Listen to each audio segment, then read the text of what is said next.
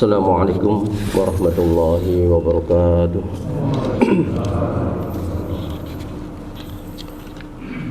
Alhamdulillahil fattahil alam. Wassalatu wassalamu ala asyrafil anam Sayyidina wa maulana Muhammadin wa ala alihi wa sahbihi madal layali wal ayam. Qala rabbi shrah li sadri wa yassir li amri wahlul 'uqdatam min lisani yafqahu qawli. Amma ba'du. Hadratil muhtaramin, para alim, para ulama, para asatid yang senantiasa kita patuhi apa yang menjadi mau'idhah hasanahnya. Bapak Ibu hadirin jamaah Masjid Al-Iqbal yang dimuliakan Allah Subhanahu wa taala. Pertama dan utama tentu marilah kita panjatkan puji syukur kepada Allah Subhanahu wa taala biqauli alhamdulillah wa syukurillah atas segala limpahan rahmat, nikmat, hidayah serta inayah dari Allah Subhanahu wa taala, sehingga pada kesempatan pagi ini kita masih diberikan kekuatan dan kemampuan untuk menunaikan tugas kita, kewajiban kita menjalankan rukun Islam, yakni berpuasa di bulan suci, bulan Ramadan pada tahun 1443 Hijriah atau pada tahun 2022 tahun ini. Wasani Allahumma sholli ala Sayyidina Muhammad wa ala ali Sayyidina Muhammad. Salawat senantiasa kita sanjungkan keharibaan beliau Nabi Agung Muhammad sallallahu alaihi wasallam yang kita tunggu-tunggu syafaatnya besok di yaumil qiyamah. Amin Allahumma amin. Karena baginda Rasulullah Muhammad sallallahu alaihi wasallam, beliaulah yang telah menghantarkan kita sekalian dari alam kegelapan menuju alam yang terang benderang ini. Ma'asyiral muslimin, Bapak Ibu hadirin yang dirahmati Allah Subhanahu wa taala.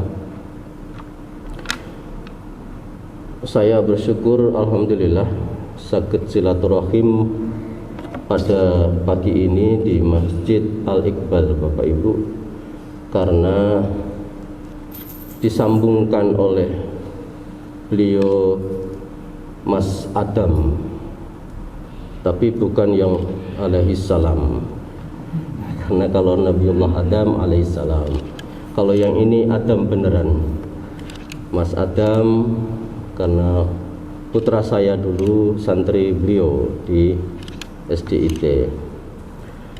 Bapak Ibu hadirin yang dimuliakan Allah, izinkan sedikit saya menyampaikan apa yang disampaikan oleh Sayyidina Ali karramallahu wajhah. Kata Sayyidina Ali radhiyallahu an, laula khamsa khisal nasaran nas kulluhum salihin. Awwaluhal qanaah bil jahli wal hirs ala dunya wasyukhu bil fadl war ru'ya fil amal wal ijaba bir ra'i. Sayyidina Ali karramallahu wajhah, sahabat Rasulullah Muhammad sallallahu alaihi wasallam, beliau pernah menyampaikan satu hadis yang mana beliau mengatakan bahwa andaikan tidak ada 5 keburukan yang di dunia ini, maka tentunya semua manusia itu akan menjadi orang yang saleh. Kata Sayyidina Ali, ada 5 hal, ada 5 perkara yang bila di dunia ini ada, maka menyebabkan 5 perkara itu menjadi tidak menjadikan manusia itu bukan orang-orang saleh. Tapi kalau 5 perkara ini tidak ada, maka 5 hal ini akan menyebabkan manusia di muka bumi ini menjadi orang-orang yang saleh. Maka satu pertanyaannya adalah, apa yang kemudian didahulukan di dunia ini, terang disusul dengan kegelapan, ataukah kegelapan disusul dengan terang? Pertanyaan ini kemudian dijawab oleh Sayyidina Ali dengan 5 perkara ini, hadirin. Apa yang pertama? Awwaluhal qana'ah bil jahli wal hirs, yakni merasa senang dengan kebodohan. Artinya Bapak Ibu, membiarkan diri kita merasakan bahwa lebih nyaman, lebih tenang dengan ketidaktahuan atau kebodohan, terutama dalam urusan agama.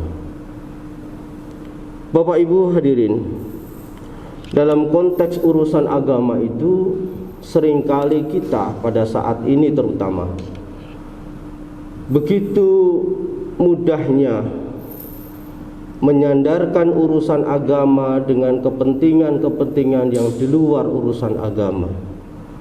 Kita lebih memprioritaskan urusan-urusan di luar agama, kesibukan-kesibukan dalam dunia bisnis, kesibukan-kesibukan kita di kantor, kesibukan-kesibukan kita di rumah tangga, dan semuanya melalaikan diri kita pada urusan agama.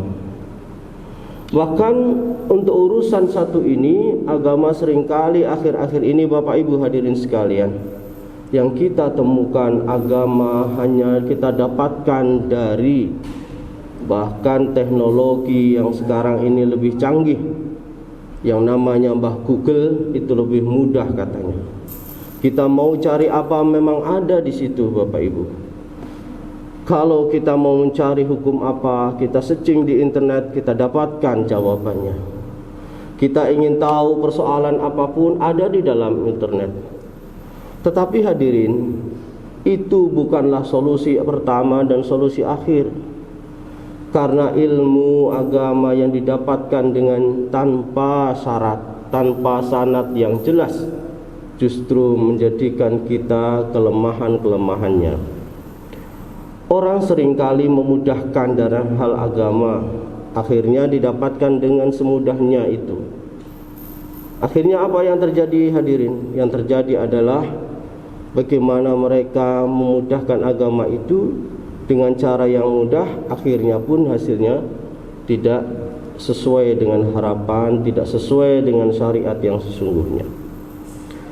Mereka terdidik dengan cara-cara yang mudah, maka akhirnya itulah yang mereka dapatkan. Sekarang pesantren, majelis taklim begitu sepi, begitu susah, karena mereka beralasan saya sibuk, biarkan anak saya kemudian cukup dengan belajar yang apa mereka dapatkan, tapi tanpa mendapatkan yang tempat yang sesuai. Itu yang pertama hadirin sekalian. Jadi seringkali agama menjadi bahan yang enteng untuk kita mudahkan. Nah yang kedua hadirin sekalian, yakni ketamakan dalam urusan dunia. Ketamakan dalam urusan dunia ini seringkali kita dapatkan dan kita temukan di muka bumi ini, di tetangga kita, di teman-teman kita, di lingkungan kita. Bagaimana orang-orang mudah mendapatkan sesuatu, dan ketika dia sudah ingin dan dapatkan itu, maka dia pun dengan mudahnya mengatakan bahwa itu adalah hasil karyaku sendiri. Apa yang kudapatkan adalah yang kuraih dengan caraku sendiri. Bahkan tidak sekedar apa yang dia dapatkan, tapi milik orang lain pun mereka rampas. Ini ada bentuk-bentuk ketamakan. Kalau ini seringkali terjadi, Maka yang ditakutkan oleh Sayyidina Ali karramallahu wajah adalah terhindarnya orang-orang atau manusia yang saleh, manusia yang bertakwa, manusia yang menjauhkan dirinya dari kecelakaan-kecelakaan di dunia. Bapak Ibu hadirin rahimakumullah, maka Allah sangat membenci tentang orang-orang yang pandai dalam urusan dunia itu, Bapak Ibu. Allahu yabghadu kullu alim fid dunya jahilun bil akhirah. Allah sangat membenci orang-orang yang pandai dalam urusan dunia tetapi bodoh dalam urusan akhirat. Jadi Bapak Ibu,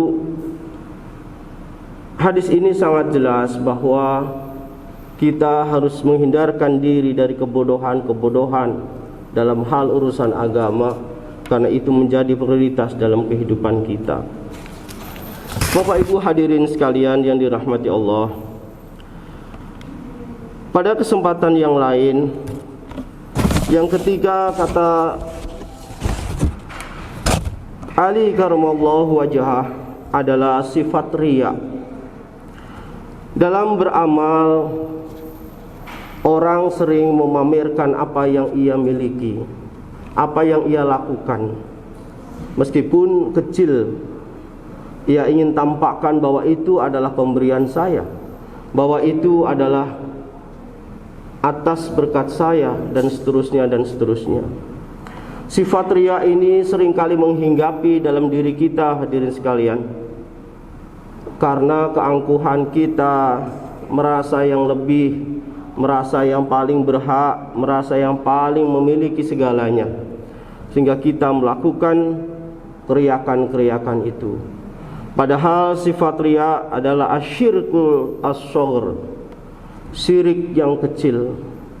Jadi salah satu sabda Rasulullah Muhammad SAW bahwa sesungguhnya sesuatu yang sangat saya khawatirkan adalah atas diri kalian, yakni syirik kecil, asyirkur riya, yaitu riya, di mana riya, perwujudan dari riya sangatlah halus, tidak kentara, bahkan ada di dalam hati kita tetapi tidak begitu tampak.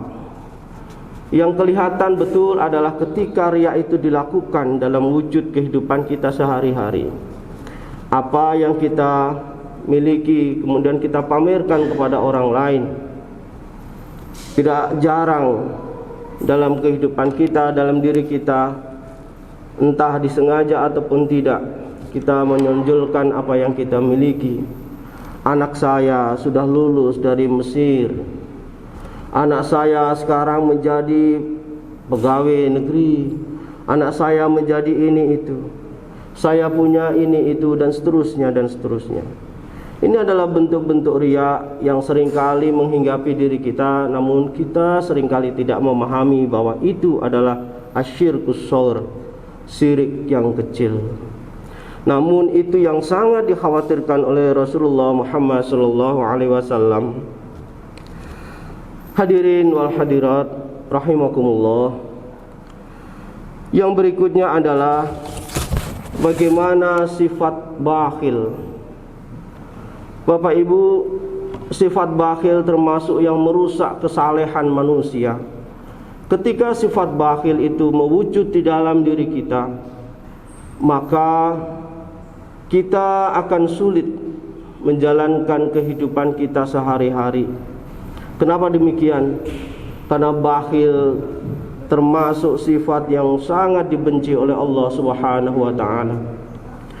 Memiliki sesuatu, memiliki harta, mereka ingin selalu memilikinya, tidak ingin tercecer sedikit pun, tidak ingin diambil oleh siapapun sedikit pun juga.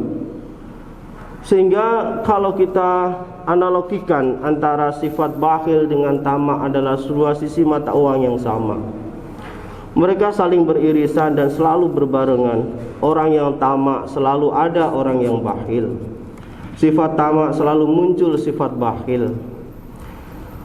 Kekayaan mereka Mereka hanya ingin dapatkan sendiri dan untuk kepentingan mereka sendiri. Padahal lingkungan kita, masyarakat kita, tetangga kita sangat membutuhkan. Tetapi karena ada sifat bakhil, maka itu tidak pernah diberikan kepada tetangga kita, tidak pernah diberikan kepada orang lain. Dicengkram sendiri, ditahan sendiri. Inilah sifat bakhil yang menyebabkan ketidakkesejahteraan itu muncul di dalam masyarakat kita. Kalaulah masyarakat itu semua sedikit dermawan saja, maka saya kira dalam kehidupan kita tidak ada orang yang merasa kekurangan. Semua akan serba kecukupan, semua akan serba mendapatkan yang sama. Bapak Ibu hadirin rahimakumullah, sifat-sifat yang disebutkan oleh Ali karamallahu wajah ini tentulah menjadi suri teladan kita, menjadi bahan perenungan kita, dan juga menjadi bahan introspeksi kita, bahwa dalam kehidupan sehari-hari ini kita dituntut untuk menjadi orang-orang yang saleh. Dan 5 hal ini tentunya yang akan merusak kesalehan manusia apabila kita melakukannya. Semoga kita dijauhkan dari sifat-sifat yang tersebut itu. Amin, Allahumma amin. Semoga Allah menjauhkan kita dari sifat-sifat kebodohan, dari sifat-sifat ketamakan, dari sifat-sifat bakhil, maupun dari sifat-sifat riya yang sangat dibenci oleh Allah Subhanahu wa taala. Amin amin ya mujibas sairin. Hadirin wal hadirat, kiranya itu yang bisa kami sampaikan. Mudah-mudahan Allah Subhanahu wa taala memberikan kemampuan dan kekuatan kepada kita semua menjalankan kehidupan kita sehingga kita mendapatkan tingkat derajat sebagai manusia yang soleh. Amin Allahumma amin. Kiranya kurang lebihnya mohon maaf. Akhirul kalam, Allahumma fiq ila aqwamit thoriq. Wassalamualaikum warahmatullahi